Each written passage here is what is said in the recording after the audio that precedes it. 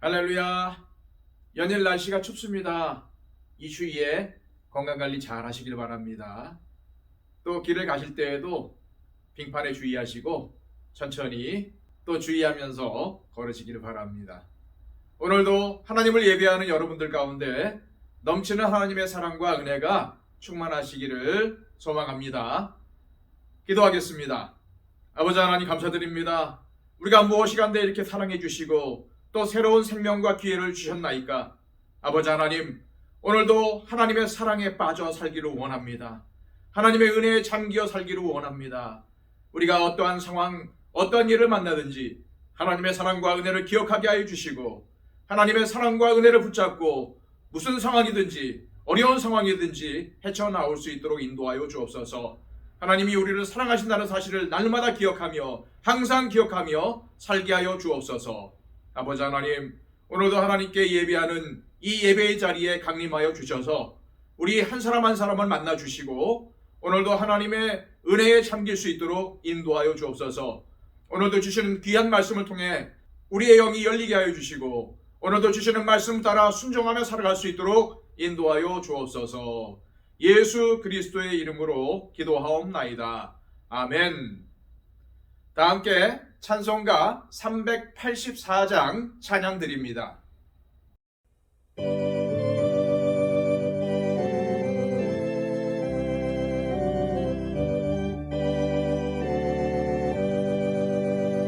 나의 갈 길 다가도록 예수 인도하시니 내 주 안에 있는 그 어찌 의심하리요.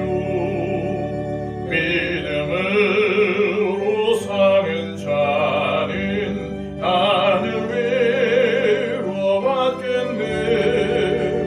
무슨 일을 만나든지 만사형통하리라. 무슨 일을 만나든지 만사형통하리라. 나의 갈 길 다가도록 예수 인도하시니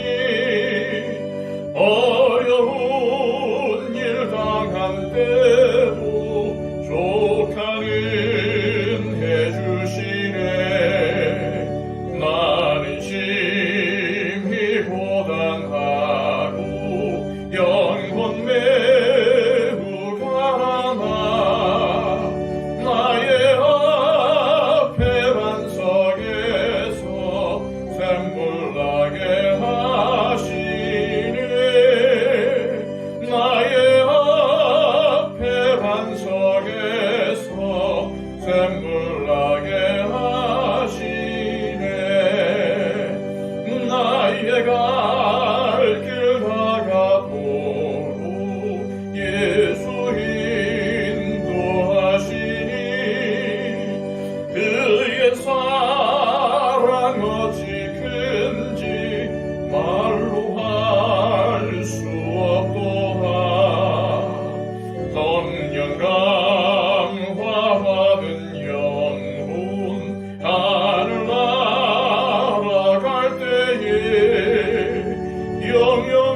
영영고를 나의 찬송 예수 인도하셨네. 영영고를 나의 찬송 예수 인도하셨네. 아멘. 이 시간 우리에게 주시는 하나님의 귀한 말씀은 신약성경 고린도전서 16장 13절에서 14절까지의 말씀입니다. 신약성경 285쪽입니다. 깨어 믿음에 굳게 서서 남자답게 강건하라. 너희 모든 일을 사랑으로 행하라. 아멘. 바울 사도는 고린도전서를 끝맺으면서 고린도 교인들에게 다음과 같이 권면하고 있습니다. 다시 한번 13절 14절 말씀을 읽겠습니다. 깨어 믿음에 굳게 서서 남자답게 강건하라. 너희 모든 일을 사랑으로 행하라. 먼저 깨어 있으라라는 것은 주님이 재림하실 종말의 때를 대비하라는 뜻입니다. 우리 예수님께서 언제 재림하실지 모르니까 단단히 준비하고 있으라는 의미이죠. 바울은 종말의 때가 임박했다고 믿었습니다. 그래서 성도들이 복음에서 벗어난 삶을 살고 있고 부활 신앙마저 흔들리고 있는 모습을 잠자코 지켜보고만 있을 수 없었던 것입니다. 그래서 바울은 고린도 교인들을 향해 깨어 있으라고 권면을 한 것이죠. 그럼 성도가 깨어 있다는 증거는 무엇일까요? 믿음에 굳게 서서 주님을 신뢰하며 주님의 뜻에 순종하는 삶을 사는 것입니다. 우리가 이미 앞서 보았던 고린도전서 15장 1절에서 2절까지의 말씀에서 바울은 이미 이렇게 권면을 했었습니다. 형제들아, 내가 너희에게 전한 복음을 너희에게 알게 하노니 이는 너희가 받은 것이요 또 그 가운데 선 것이라. 너희가 만일 내가 전한 그 말을 굳게 지키고 헛되이 믿지 아니하였으면 그로 말미암아 구원을 받으리라. 지금 바울이 뭐라고 권면했습니까? 자신이 전한 복음의 말씀을 굳게 지키라고 하지 않습니까? 복음의 말씀을 굳게 지키고 헛되이 믿지 않았으면 구원을 얻을 것이라고 강조하고 있습니다. 주님을 신뢰하며 믿음에 굳건하게 서 있는 사람은 주님의 뜻에 순종하는 삶을 살 수밖에 없습니다. 즉 아가페 사랑을 실천하며 살아갑니다. 그래서 바울은 14절에서 너희 모든 일을 사랑으로 행하라 라고 권면을 한 것입니다. 오늘 본문인 바울의 권면은 종말이 곧 임할 것이라는 믿음에서 선포된 말씀입니다. 이 말씀을 보면 예수님께서 종말과 관련해서 전하셨던 세 가지 비유인 열처녀의 비유, 달란트의 비유, 양과 염소의 비유와 놀랍도록 내용이 일치하고 있다는 사실을 알 수 있습니다. 예수님은 하나님의 나라는 열처녀가 각자 등불을 가지고 신랑을 맞으러 간 것과 같다고 하셨습니다. 그 중에 5처녀는 기름을 충분히 준비하지 못했고 나머지 5처녀는 여분의 기름이 있었습니다. 그런데 문제는 신랑이 늦도록 오지 않는다는 것입니다. 그래서 처녀들은 기다리다가 지쳐서 졸고 있었죠. 그런데 갑자기 신랑이 오고 있으니 빨리 마중을 나가라는 소리가 들렸습니다. 처녀들은 급히 등불을 챙기죠. 하지만 하필 여분의 기름이 없는 5처녀들의 등불이 꺼져가고 있었습니다. 다급한 마음에 여분의 기름을 챙긴 처녀들에게 기름을 좀 나눠달라고 했지만 거절을 당했죠. 서로 나누다가는 우리도 부족할 것 같으니까 차라리 빨리 기름을 사오는 게 낫지 않겠느냐고 한 것입니다. 어쩔 수 없이 5처녀는 급히 가게에 가서 기름을 사왔습니다. 하지만 이미 혼인잔치가 열리는 집 대문은 굳게 닫혀 있었고 이에 처녀들은 제발 열어달라고 애원했지만 아무 소용이 없었습니다. 오히려 신랑이 나는 당신들이 누구인지 모른다며 외면해 버렸죠. 이 비유를 들려주신 후에 예수님은 이렇게 말씀하셨습니다. 그런즉 깨어 있으라. 너희는 그 날과 그 때를 알지 못하느니라. 이 비유는 예수님께서 재림하실 때 비록 예수님의 재림이 늦어지더라도 끝까지 믿음을 지켜야 한다는 것을 알려줍니다. 즉 예수님이 재림하실 때까지 깨어 있어야 한다는 말씀이죠. 예수님이 언제 오실지 알 수 없기 때문입니다. 다음으로 달란트의 비유는 어떤 사람이 자기 종들에게 각각 5달란트, 2달란트, 1달란트를 맡겨놓고 여행을 떠나는 장면으로부터 시작이 됩니다.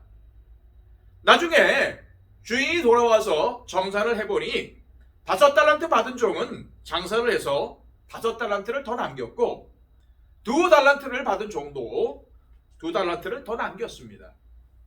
그러자 주인이 두 사람에게 이렇게 칭찬하죠. 잘하였도다 착하고 충성된 종아, 네가 작은 일에 충성하였음에 내가 많은 것을 네게 맡기리니 네 주인의 즐거움에 참여할지어다. 그런데 1달란트 받은 종은 그날 그 돈을 땅에 묻어두었다가 주인에게 돌려줍니다. 그러면서 주인님은 돈을 벌기 위해서라면 수단과 방법을 가리지 않는 악하고 탐욕스러운 장사꾼이라서 자칫 주신 돈으로 일하다가 손해를 보거나 망하면 경을 치를까 무서워서 그냥 원금이라도 돌려주자는 마음으로 땅에 묻어놨다가 돌려주는 것이라고 말하죠. 그러자 주인은 불같이 화를 내면서 너는 내가 심지도 않은 데서 거두고 뿌리지도 않은 데서 모으는 줄 알았느냐며 그에게 준 1달란트를 빼앗고 집에서도 내쫓아 버립니다. 이 비유는 믿음을 지속하려면 주님을 신뢰하는 것이 얼마나 중요한지 보여줍니다. 또 주님을 신뢰한다면 주님께서 재림하실 때까지 최선을 다해서 맡겨진 일을 해야 한다는 것을 가르쳐 줍니다. 이어서 등장하는 세 번째 비유는 양과 염소의 비유입니다. 예수님께서는 당신께서 재림하실 때 모든 민족을 당신 앞에 불러 모을 것이고 목자가 양과 염소를 가르듯이 그들을 갈라서 양은 오른편에 염소는 왼편에 세우겠다고 하셨습니다. 그런 다음 양으로 상징되는 무리들에게는 이렇게 말씀하십니다. 내 아버지께 복받을 자들이여 나와 창세로부터 너희를 위하여 예비된 나라를 상속받으라.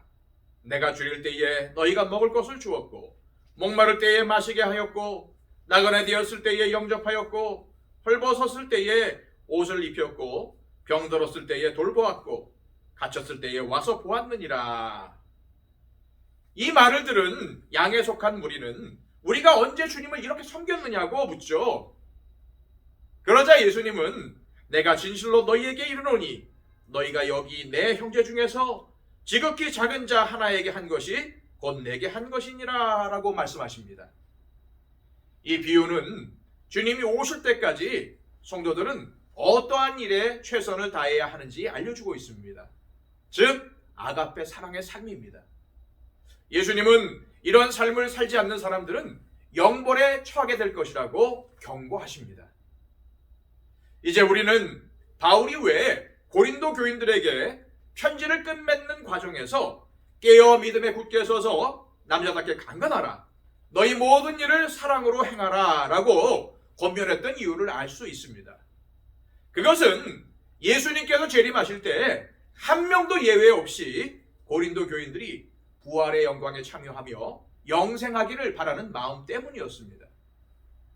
물론 이 말씀을 읽는 모든 성도들도 동일한 축복을 누리기를 원하는 마음이 담겨져 있는 것이죠. 동시에 만약 이 말씀에 저항하고 무시해서 바울이 전하는 복음의 메시지를 거부하고 바른 신앙생활을 회복하지 않으면 멸망당하게 된다는 경고의 메시지이기도 한 것입니다. 따라서 고린도 교인들을 포함한 우리 믿는 자들은 바울의 권면을 통해서 나 자신의 신앙을 냉정하게 돌아보아야 합니다. 나는 과연 깨어있는 믿음 생활을 하고 있는가? 나는 정말 주님만을 신뢰하며 담대하게 신앙생활을 하고 있는가? 나는 정말 주님이 주신 달란트로 최선을 다해서 섬기고 있으며 주님께 영광을 돌리고 교회에도 덕을 끼치고 있는가? 나는 모든 일을 아가페 사랑으로 하고 있는가? 우리는 이 물음 앞에 진지하게 나 자신의 신앙을 돌아보아야 합니다.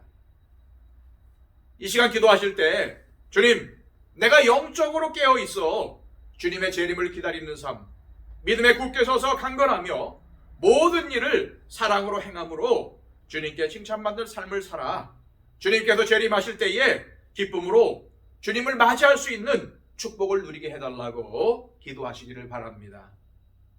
또한 우리 가운데 육신의 약함을 가지고 있는 분들을 위해서 기도해 주시기를 바랍니다. 엊그제 임창 집사님께서 충수염으로 수술을 받으셨는데 의사들이 지금 퇴원을 만류하고 있습니다. 우리 집사님께서 하루속히 건강을 되찾아 퇴원하실 수 있도록 기도해 주시기를 바랍니다.